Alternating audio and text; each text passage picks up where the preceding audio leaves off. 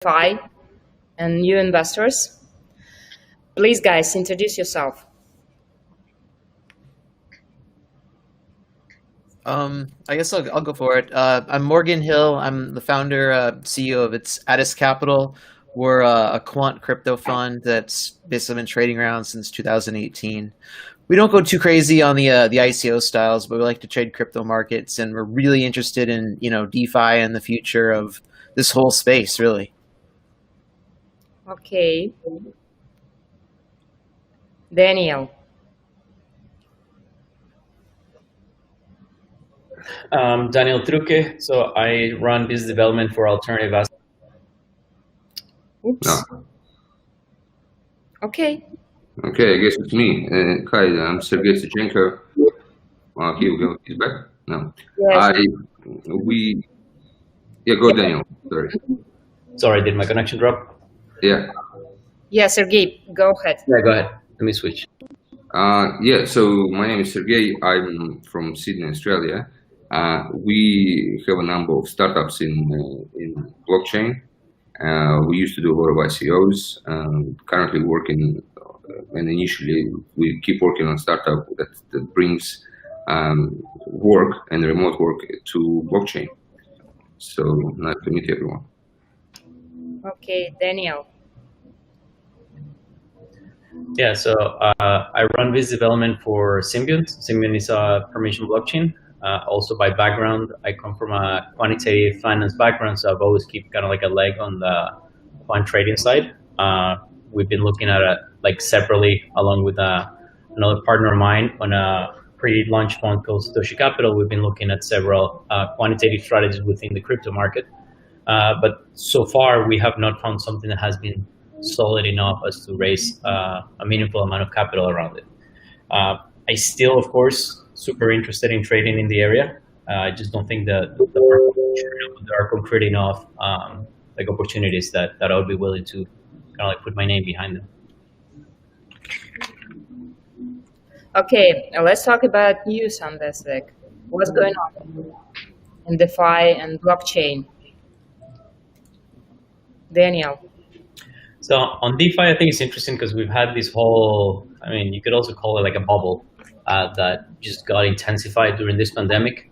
A lot of people found tokens that happen to be like going super high, and you go and like you stake money and you earn way more than you would earn at a bank. So I think it's definitely a very attractive concept. So I understand why so many retail investors are piling into it. I think DeFi is forcing the world in general to reconsider our traditional lending processes and infrastructure. So I think it's definitely good that it's happening. I like the innovation. I think one of the challenges that it faces is that it, by its own decentralized nature, it cannot address some basic needs that end users have. Essentially, as transaction complexity increases, people are more willing to delegate or outsource some of that complexity to somebody else. In DeFi, you gotta you need to do most of it on your own. You need to have your wallet. You need to understand the system. It's not very user friendly. It's popular among people that are involved in computer science and so on, but it's not. You cannot call it mainstream yet. And the problem is that the moment you actually have a company that comes in and provides proper customer support or a nice user interface and integrates and stuff, then you're centralizing, and then you become a target of much needed regulation, and then it's no longer DeFi. So it's almost like by its own success, it's hindered. Also, every time one of these protocols gets very large, it gets forked, and then that kind of prevents them all from like reaching critical mass. That said, protocols like Uniswap are reaching a mass where potentially they could become kind of like the long-term few to rule them all. Just like in Bitcoin, you have like one cryptocurrency that is like the main one. It may be the case that eventually, after all these forks, you start weeding out, and then there's 1, 2, or 3 that actually become like the long-term. I just don't see the institutional adoption because of those issues that it goes against the DeFi mantra to be able to have centralized customer support, or somebody to like hold legally liable for something going wrong. Mm-hmm. Morgan, what do you think? what is your best news on this week? So I mean, it's really interesting to see how this is going to play out. And I've kind of been in the opinion about the whole like transition from the finance industry to blockchain. I think there's only a couple ways it happens, right? I mean, you have to have like the overwork behind it, but then you have to have like a combination of either a push or a pull.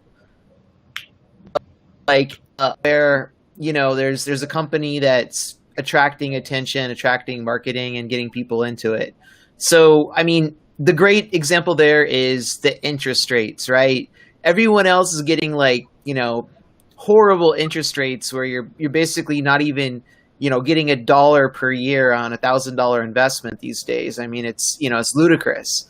When you count for anything else, it's just like negative interest rates. So when you present something with blockchain and it's saying like, hey, 24% interest on the riskier coins, 8 to 10% on something that's more, mainstream and already has, $1 billion plus in market cap, it makes a lot of sense for people to jump over to it.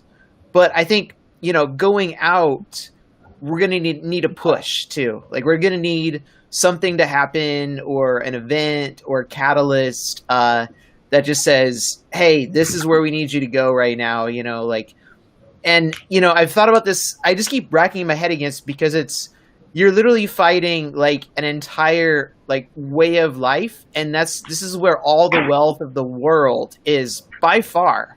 It's all tied up in digital money, like real money. Apart from assets, that doesn't matter. It's the power to control and demand those assets, i.e., like a government or a pseudo government, vehicle or entity, or it's having the actual assets owned and backed on paper and then backed by the local government. And apart from that, like everybody who did a startup and they just have these dollars in their bank account that say they have a high net worth, that's not going to mean anything if we have an event where currency is drastically revalued, confidence is lost. And the thing is, there's been no all that for the last like 50 to 100 years. There's been none. Like, what are you going to do? Pick up gold bars, pick up, silver coins or copper coins? No, there's been no alternative. So it's existed. And it was an artificially created construct, just like Bitcoin is, just like it. So I see this, DeFi as kind of a way for people on their own to move away from that system.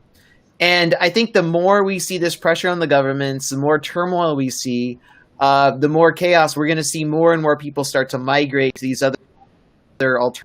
It's going to take time, but I think there's going to be a migration. Now, once we get there, is it going to re-centralize? I don't know. I mean, it's kind of a new concept to take the best parts of centralization and then break it apart and try to have them, recombined in a mosaic.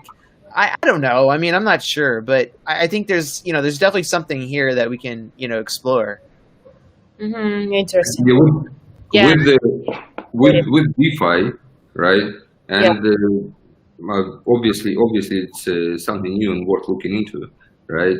However, our tendency as human beings for the past 100 years has been to remove individual responsibility from anything or anyone. Right? Yep. So, for example, if we go for credit cards, right? If you spend it like even gambling online or something, right? You could always call your bank and say, "Oh shit, I got done," right? So I'm not even responsible for my losses if we talk about that. Now with DeFi, things like that really hurt. There's literally no one to come to.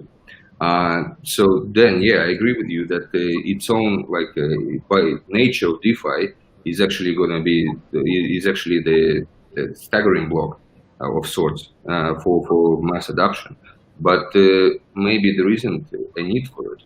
So in other words, DeFi is great for computer geeks at the moment, right? And everything's going hunky dory, so to speak, right?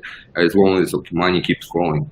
However, the real serious money, institutional grade money, is not going to flow into DeFi in its current state. And the reason being is, once again, is like if you got a fund and you got 1,000 people in a fund, they're going to really struggle to kind of allow one of the people in the fund to start investing on somebody's behalf with the risk of actually blowing something by throwing it in the crazy contract that's unaudited and that has holes in it, right? So as sad as it sounds, that DeFi is just going to be a fancy word for large hedge funds and everything to basically attract more money and investment into it, right? And they're gonna, like, currently even with DeFi, if you throw around 10 mil or more, you can actually move projects and prices really hard. And to tell the truth, I think we're gonna go, like, it's just gonna be a new avenue for large funds and endowment funds to basically play around with masking a centralized solution as DeFi, which is exactly what people seem to like and need. So essentially that's where we're heading, and this is going to be just like options back in the 80s and 90s, right? Where you got Black Schultz throwing around crazy, like using Black Schultz, they started valuing options correctly and they're throwing around crazy amounts of money in there, right? And then you got the financial crisis with the mortgage-backed securities, right? And I think this is a new fad for people to basically play around with and get the earn while it's still kind of new and fresh. So it's it's actually going to be very interesting how we evolve. And unfortunately, just like with everything in this world, best initial intentions usually don't turn out to be the best communal achievement. But we'll see. Guys, like also just, we can expand on that. I think also what is going to be really interesting for DeFi is how is regulation going to react to it? Are there going to be some areas that are actually clearly, like black and white? What are you allowed to do and what you're not? Because one of the issues is as DeFi is evolving, you're going to start seeing real world assets put onto these decentralized protocols, which is almost counterintuitive because you're going to have something that you're pointing to and somebody needs to attest that property or asset exists in real life, and that's what is being traded on a decentralized system. If there's somebody that is the one attesting for that, then it's no longer DeFi. You're centralizing the trust, whoever, or well, you got the enforcement. You see, like unless there is enforcement. So, for example, you could sell a unit or condo at at 100 square, at square centimeters or square feet or whatever, you know what I mean? But and then you can have the token. But then if you're gonna count to that to the condo and say, oh, well, I got a few square feet of my unit, now you're probably gonna be told to piss off, right? So you really need enforcement of those tokens, and that connection makes it very centralized.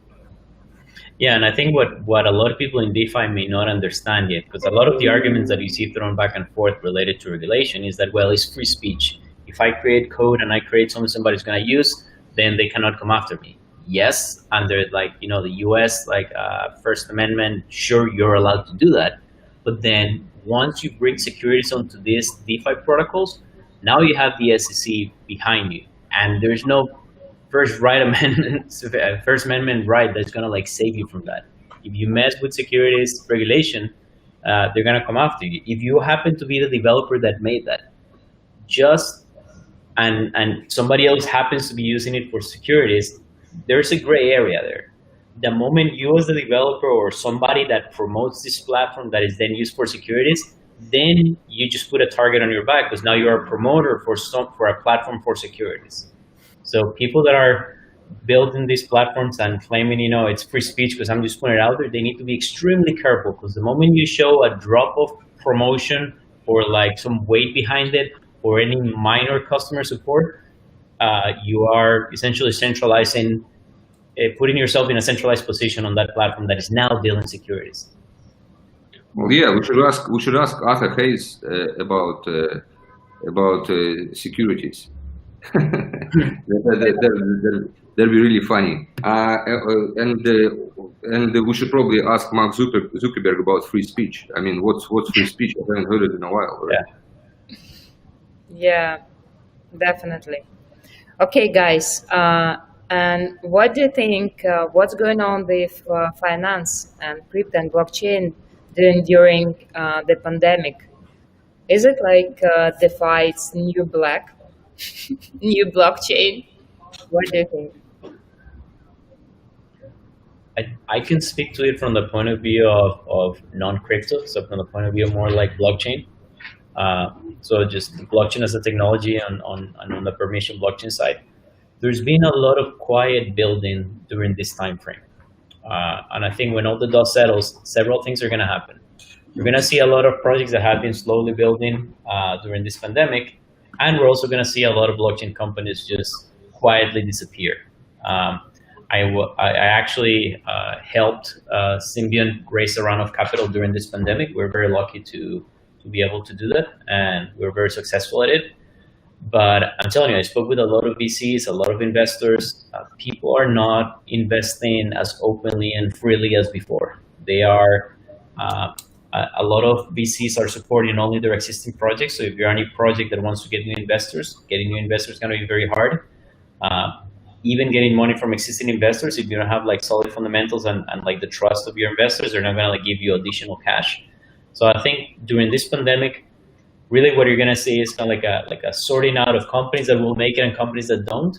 And there's going to be, to a certain extent, a hindering of innovation in cases where that innovation needed capital to be funded. That said, of course, DeFi and other areas that are not capital intensive for innovation, of course, have seen kind of like a huge development during this time. Mm-hmm. Sergey, what do you think? I think Morgan is trying to say something. Oh, sorry. Yeah, my mic was on mute. I said I agree like 100% with what Daniel just said. I'm on the same page with that, but I'll share a few anecdotes of what I have personally experienced. And that's there was a project that just remained. It's unnamed. If you really want to know, I'll tell you. But it started last, I want to say maybe December, and it went on a run from basically cents on the dollar when I sat down with like the advisors to it, and they approached me about working a partnership, and it was it's, I guess you could call it DeFi. It's more of kind of a marketplace project, but it had some elements of DeFi, like kind of like a decentralized governance, and it has like another coin that is just specifically for governance, which pays the more the project is governed. And the project went on a run from 5 cents, 10 cents, somewhere around there, all the way up to almost $100 a coin over the last 8 months, 9 months. And now it's crashed back down, back to like $2. So, if you bought back in when I first learned about it, you'd still be up maybe, 2 to 4x. But, will you get out of it? I don't know. I'm not sure if you get in or out of this project at this stage. But I've seen that, that's kind of like an example of what I've seen happen over the pandemic. Is there's been a lot of extra time that people have had. And initially there was some extra money because, when you stop doing everything, initially, if you're still getting the same cash flows, your expenses go down a lot. You don't have to pay for the home. You only pay for the home office, not the main office now. But eventually that catches up, and I think we've seen that kind of play out over the whole industry. And this coin now is back to $2. And meanwhile, when I'm going through my emails, a lot of these projects and people I've been talking to, I've tried to send them emails, and their email address and the website no longer exist. I think I've gone through probably about 20 people personally I know in the last 2 weeks that their projects are done. And so I think now for most of the blockchain industry, because people learn about it through their friends, through their family, and, mostly through personal connections. That's how it grows. It's just like, how Google or Gmail or any of those services really got grassroots. It's not a broad marketing campaign where you get a pitch about it. You really, fall into line with that pitch. It's your friends and family say, hey, I'm trading this and it looks really good for me and it's made me a lot of money, or I really like this and it's really been beneficial. Try it out. And then, that's how you get people in. So I'm thinking like, for us, it's like survive. That's the mode here. It's just survive, wait until the economy recovers, and hopefully there's going to be more shots to take once that happens. Yeah, and I think you bring up a really good point. Like, I mean, when people are staying indoors and they're not going out and spending a lot on their lifestyle, they save up a lot of money. There's also the counter side to that. I mean, not everybody has been lucky, as like several of us that have jobs that essentially were untouched during the pandemic because we just switched to working remotely. So for people working in service industry, in retail, and so on, a lot of people lost their jobs or got furloughed. So I think it's kind of like the society divided kind of like in half, those that actually got limited and those that actually just were business as usual. And if the recession, because we're definitely going to be we're definitely in a recession. If this continues for an extended period of time, I think at that point, you're going to start seeing even people that are better off probably starting to worry, okay, like maybe I shouldn't be investing in very risky stuff. And you also have the uncertainty, of course, of elections coming up, whether there's or not whether Trump is reelected or Biden's elected. There's uncertainty on how the policies would be implemented. So right now, like at least for the next 3 weeks, there's a lot of uncertainty, and anybody that is serious about investing should probably, unless they're trading for volatility, should not be investing in anything, because we're about to get to hit a milestone. Well, not a milestone, but one of those like volatility events where it's a binary outcome. Like it can go either really bad or really good. Mm-hmm. Or maybe even flat. I don't know. They're just like there's really a lot of uncertainty to. All you know is that something big may happen, and that's never a good situation to be investing in. That's my quantitative background, investing talking. Like something that you cannot account for in the model is something. It's a risk you're not compensated to take. Yeah, I totally agree. I mean, but I mean, are you sure that cash is the greatest thing to hold currently? Because that event, yeah, I agree with you there. And I think it would be a very interesting election in the US. No, and I'm actually very glad that you brought that point, because Morgan was saying before that if there's a situation where the dollar happens to lose confidence and then it drops or something, then people may go towards other assets, implying that it could be like crypto assets. My concern is that actually crypto assets are considered volatile assets, so they're considered risky assets. So actually, when the economy tanks, when there's a lot of risk in the economy, both institutional investors and retail investors, instead of flying into Bitcoin, they fly to cash, because cash happens to be the safe thing. It's the thing that is not volatile. Well, it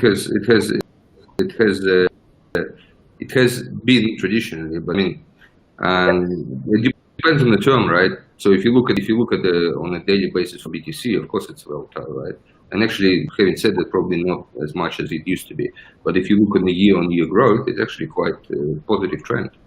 So I completely agree. And there's actually, like, depending on the time frame that you look at, you can actually like come up with the same or an opposing conclusion.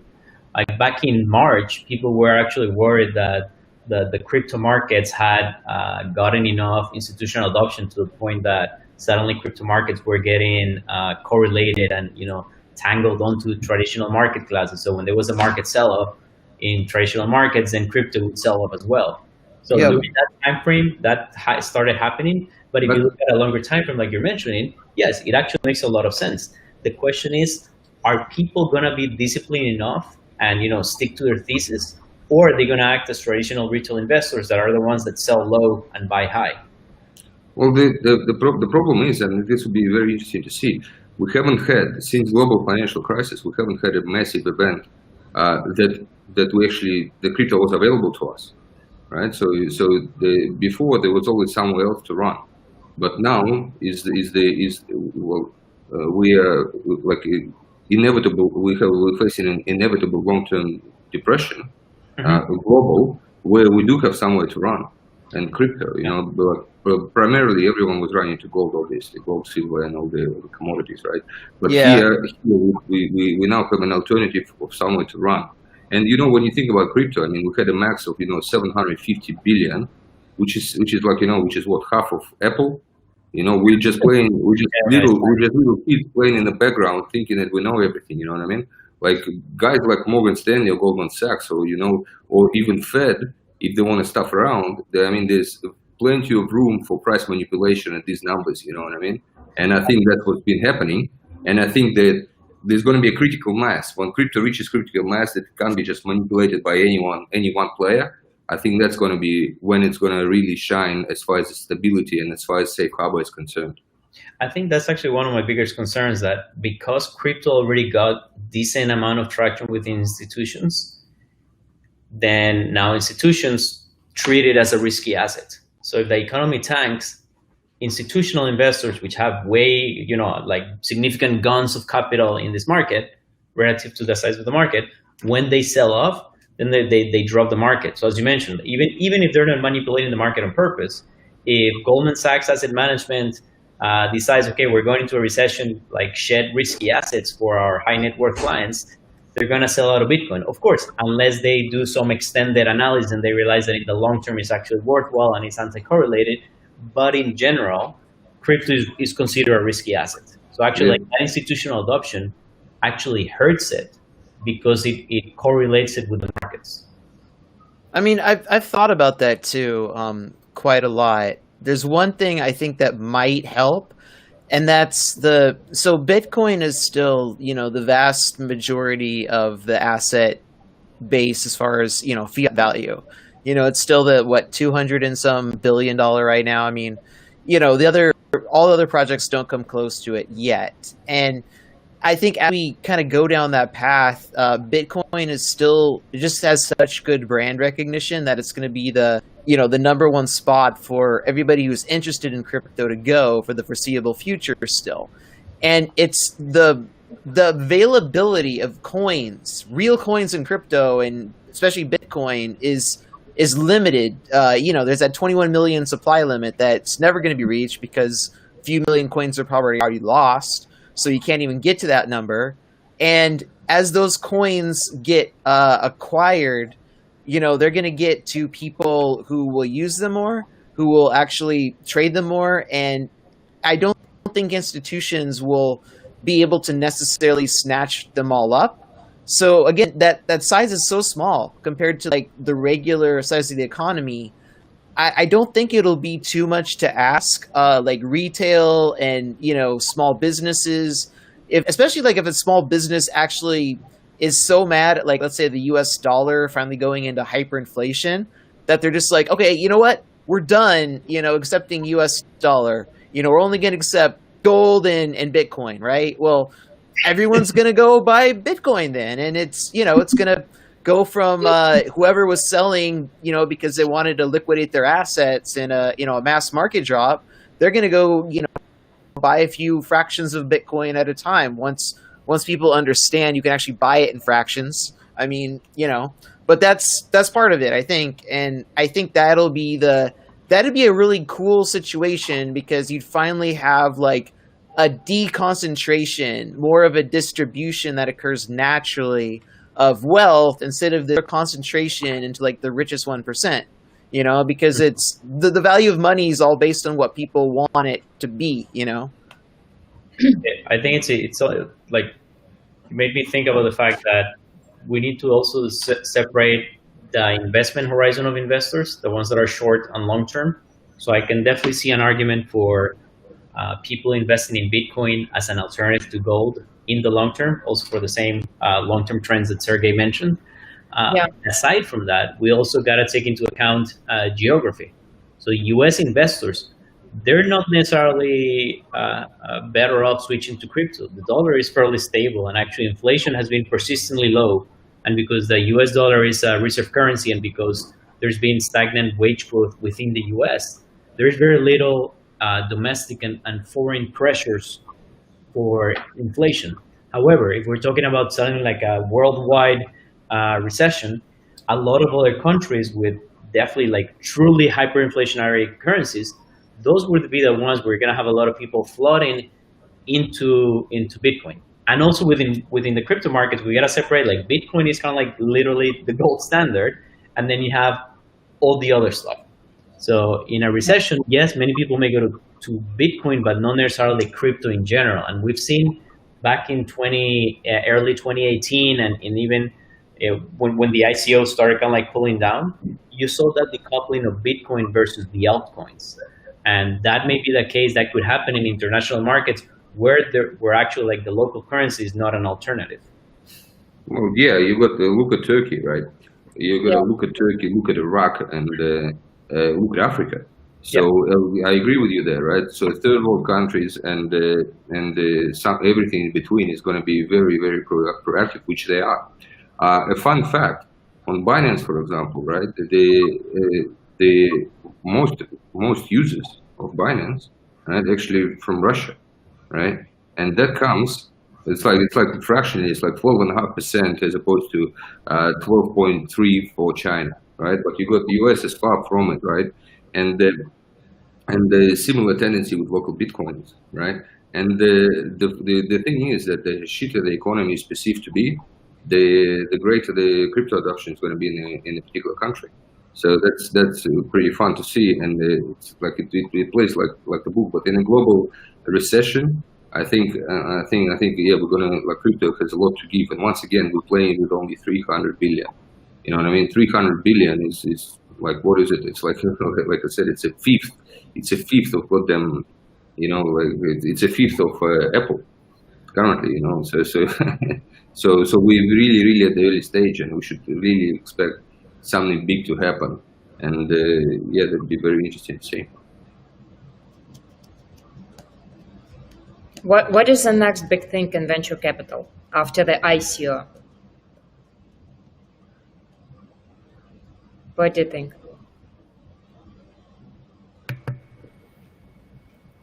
You mean? Well, I mean, you mean within blockchain in general? Yeah, in general. I mean, you could argue. I mean, at least like currently, DeFi is kind of like the replacement of the ICO craze.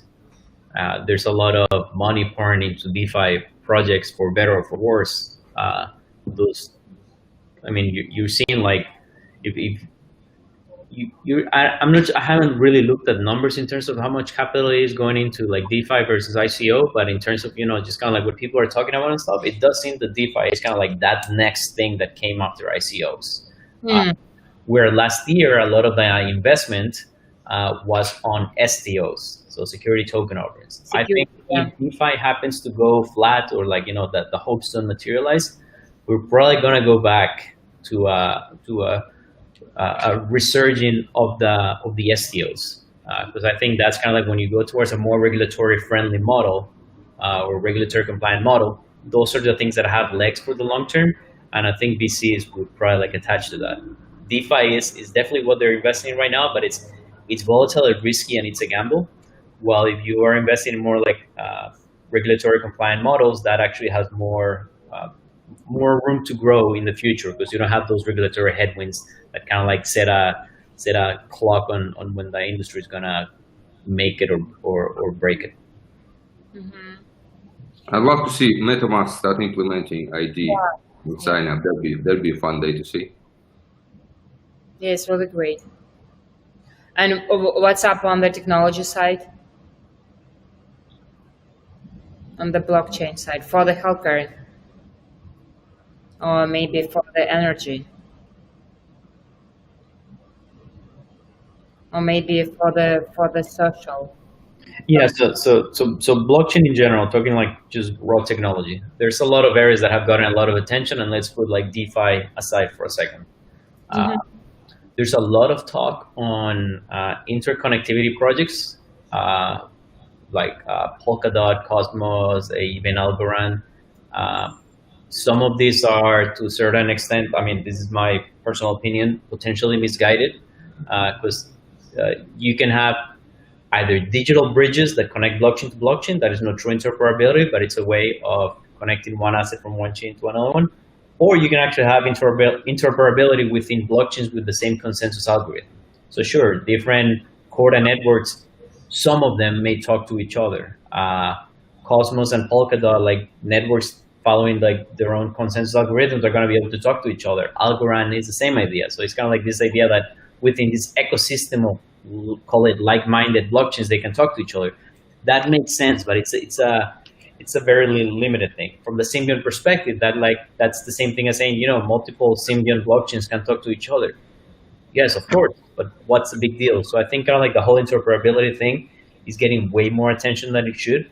I'm talking about interoperability when there's very little standardization and when the technology stacks and the architecture and topology of these networks is slightly different.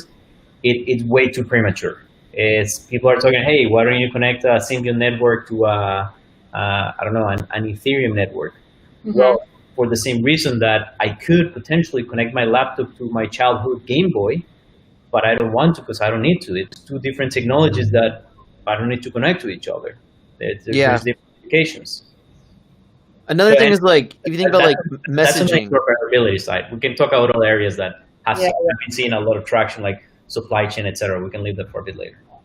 I think it's like Yeah. messaging too, like instant messengers. We've had many people come up with tons of applications where you have interoperability on messenger systems. So, I can send one message out and it can hit somebody on, YouTube, Facebook, GChat and what have you, like there's been like areas of interoperability for different systems like that for a long time. And I mean, the thing about blockchain is that it's a concept. It's like a mathematical concept of best practice of how to communicate. It's not a software language. It's not like it's not C++. It's not Java. It's nothing technologically, physical. It's an idea. It's a concept.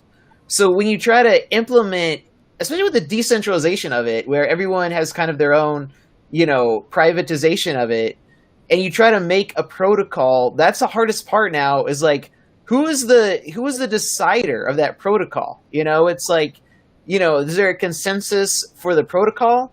But we had the same issue last year when I was working on a project called TaxMap, and the whole concept was interoperability. And we were going to use the one that the guys from XRP Ripple came up with called Interledger, which it does the exact same we're talking about, where it allows one network to connect using kind of the same technology that would be behind something like XRP to another.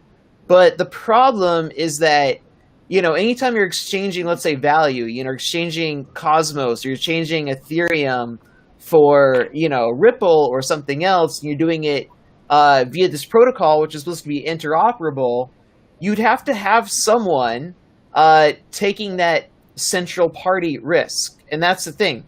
With, the concept of DeFi is, again, you're going back to centralization. It's one third party. And I mean, yeah, you could have it hypothetically so that every time there'd be a third party, it would be another decentralized unit. I mean, that's kind of probably what people have thought about as the goal, but no one's done it successfully. And then you have the question, like, why go through all this trouble anyway? I don't know. I feel the same way. I feel like it's a great idea in theory, but these things have been created differently for a reason. Yeah, and then in securities, you see this idea of like, okay, you have all these different networks that want to create private assets, and we should like standardize them. And then there's all these efforts to like do something standardized. But we don't need to standardize securities. We've had securities markets for decades. So if you want to say, okay, like these are kind of like the fields that we need to have, you can already take that from traditional financial markets. You don't need to go on looping a lot of people to reinvent the wheel. Well, unfortunately, I think it's still gonna happen that people like to standardize stuff, So you want the lowest common denominator to understand and to participate in it, right? And that's where standardization comes in. I mean, it's great to be unique and everything. And well, as we discussed before, with standardization comes regulation, and that once again, I think like it's amazing what's happening in blockchain, because we're getting the unique ideas that have not even been like thought even possible a year ago. You know what I mean? So, and it's quite amazing. And I think hopefully we'll come up with something really cool that we haven't even thought about, right? So like I like to bring out an example of, say, something like rebase tokens, right? So you got the ample force of some of sorts, right? where you got the new concept of like economy on a macro level, where this is quite amazing, and I think this is just the start. Like, who's to say that they can't apply to current securities? You know, who's to say that it can't apply to anything else, right? And the concept of value, in fact, is changing thanks to blockchain and what's happening in space. Even though, like I said, we like a little centipede at the moment, but I'm definitely looking forward to things basically changing and totally unique new things coming out. And the compatibility, well, I guess it may improve innovation of sorts, but then if everything is too standard, there's no room for creativity. But you know, so we'll see. But I mean, definitely Polkadot, it's a good one. It's actually, like, you know, well, it was. I mean, Gavin Wood is definitely well followed, because especially after all the troubles they had on the onset at the start, it still pulled through. It's quite amazing. It's actually one of my regrets that I didn't get in that one, unfortunately. Yeah, don't get me wrong. I mean, I think what projects like Cosmos and Polkadot has value, but when you see it kind of like from like the 30,000-foot view, like that interoperability that they're working towards is within their own ecosystem. Not that they're coming up with like some magic bullet that someone's going to be able to have Ethereum nodes talk to a Symbian node or a Bitcoin node. It's interoperability and moving assets within its own ecosystem, which is still like this kind of like hub model where you have like a mainnet and a bunch of subnets and you move assets through this like ecosystem. I mean, that has a lot of value and it's fascinating. It's just like people tend to confuse it and think that now that means that they can be connecting Tesos to EOS and to Ethereum, and that's just not the reality of it. No, I mean, it's great, but the thing is, people are unique and different, right? So we can see what happened with globalization, and well, US in particular, and China, right? You got all our globalization efforts seem to be going south, right? So maybe being that connected is not the greatest thing, because I mean, people can't even agree on you know, piece of land they live on. What are they? When are we ever gonna agree on chain or unique protocol to use with everything? I mean, like, there's plenty of opportunities and options before we start talking about that. But I mean, definitely the work is getting done in that, and it's pretty cool and it's awesome. I think we're going to get a surprise from Amazon. I mean, just think about what percentage of all these projects exist on Amazon's servers. I.e., Amazon could hypothetically steal all the code, they could lock you out, and they could take possession, and there's basically nothing you could do about it for a long time. You know, you'd have to fight them in courts. And I have a feeling they'll pull something at some point. They'll just be like, guys, guess what? We're going to go ahead and make everything interoperable on our platform. So all you guys running, you know, Ethereum nodes or Bitcoin nodes or anything from EOS, well, you can use this protocol, because they've already been working on protocols. It's just that, you know, don't have anything solid yet. And they might force it on us. I'm not sure, but I'm waiting for that just to be pulled out and surprise everyone. Well, because they will get into this at some point. Yeah. It's so funny. But that's from the perspective of blockchain as a service, where you're saying, okay, you want to create an Ethereum node, here it is, just click create and you're done. But that's still not going to solve the issue that an Ethereum node cannot talk to a Bitcoin node. Unless no, Amazon... I'm saying they'll have that. They will have that as part of the Amazon blockchain service. They'll have it so that you're able to record a transaction on Ethereum, and then they'll have their conversion ledger, and it'll convert that transaction over to, you know, copied ledger onto Bitcoin, and they'll basically clear it on their sides and say, boom, Amazon's done. You're good to go. So that would make sense if they create digital bridges, and by these digital bridges I mean Amazon would run a node on Bitcoin and they would run a node on Ethereum, and then if I have an asset, well, actually Bitcoin's a bad example because they cannot really have like true assets, but let's say one is on EOS and one is in Ethereum, they would act as a custodian, where like I freeze the asset in EOS and now I create an asset in Ethereum, and I promise that I'm not going to move this one while this one trades freely. And then once it moves back, I freeze it here and now it moves here. But it gets a little convoluted, especially if you, for example, freeze something in EOS, move it to Ethereum, and then move it to Tesos, and then from Tesos goes back to the original one, and now you have all these like frozen copies. I don't know, it just gets a little convoluted, but that's the way that you could do it. But then in that scenario, Amazon would become a massive custodian. And have regular implications and centralized. I can see a massive motivation for Jeff Bezos to do that though. Yeah, I mean, it's part of his global domination plans.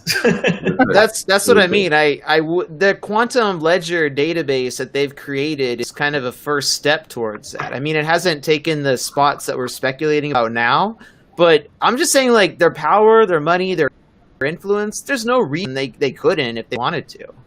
We'll just, I don't know what they're going to do, but they have so much cloud business that I don't think they care much about what's going on in blockchain. And the Amazon QLDB, that is literally an append-only database. Like that's not even blockchain inspired. That's read-only inspired. It's like, it's yeah. Yeah, it's so funny. Okay, guys, thank you for this panel. Thank you for your time.